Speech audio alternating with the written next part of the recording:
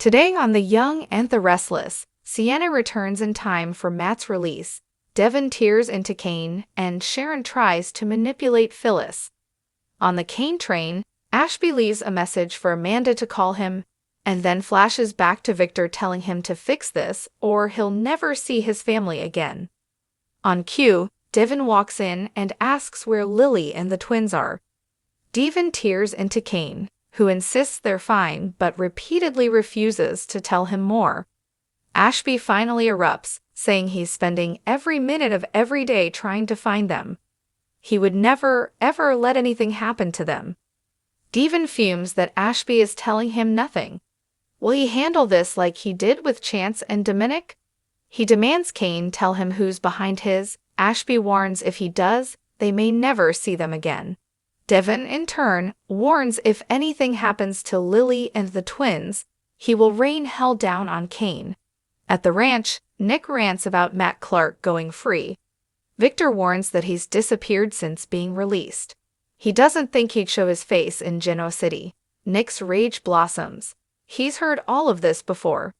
Knocking a chair over, he screams that no one he cares about is safe. Why? Victor calls security, not for Nick, as his son spouts off about this being the last thing Sharon needs given what's going on with Mariah. Victor raises an eyebrow as Nick agonizes over his leg whilst chewing him out for not letting him take care of Matt previously.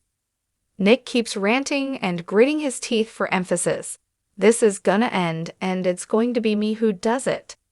Nikki's jaw drops as she comes downstairs to Nick storming out. She and Victor fret about their son. He promises to take care of Clark before anyone else can get to him. At Crimson Lights, Sharon asks Phyllis if stealing Newman was worth alienating everyone, including her son. The redhead is thrilled to have stuck it to Victor and is sure Nick and her kids will get over it. If Daniel can forgive Sharon for framing him for Heather's death, he'll forgive her too. Disgusted by the comparison, Sharon shouts that Red should be ashamed. After a timeout, they pick things up with Phyllis accusing Sharon of piling on. Sharon insists she's just a concerned friend and reminds her of the bond they forged whilst locked up. She brings up the rage she felt toward Matt Clark and guesses Phyllis felt the same about the Newmans. Red looks amused as Sharon croons that she can help her right this wrong. Phyllis accurately accuses Sharon of trying to get in her head, and it's actually working, until snarly Nick interrupts and starts in on Phyllis, who then accuses them of tag-teaming her. Nick fumes that the Summers conglomerate, because we love musical company names on this soap, will not survive. They'll crush her. Phyllis smirks that she won't relinquish Newman Enterprises and trots out. Sharon tells Nick she was getting through to Phyllis when he wrecked it. Nick rants at her too. Sharon worries about his pain. Nick has bigger things to worry about. Matt Clark is back. Surprises galore at the outdoor cafe. Noah's stunned when Sienna appears and kisses him. She's moving to Genoa City to be with him, but foreshadows trouble when she asks if he's sure his parents will be ok with this. Noah explains they're focused on the drama surrounding Newman Enterprises. As Sienna agonizes over the cold, Noah gets a riddle from an unknown texter. What do Genoa City, Hollywood, and hell all have in common? Just then, Sienna's phone rings. It's Detective Burrow. As Noah continues the text exchange, she takes the call and looks horrified. Picking upon the Kane train, he's on the phone telling Amanda to keep working on the plan he laid out for her. When Phyllis arrives, smirking, "You wanted to see me." She got his messages about wanting to hook up personally. He insists he admires her for pulling this off. Grinning, they size each other up.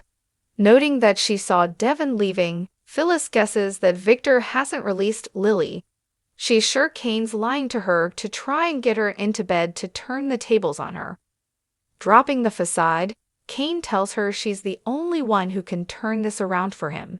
At Crimson Lights, Nick's going caveman as he tells Sharon that Matt always games the system.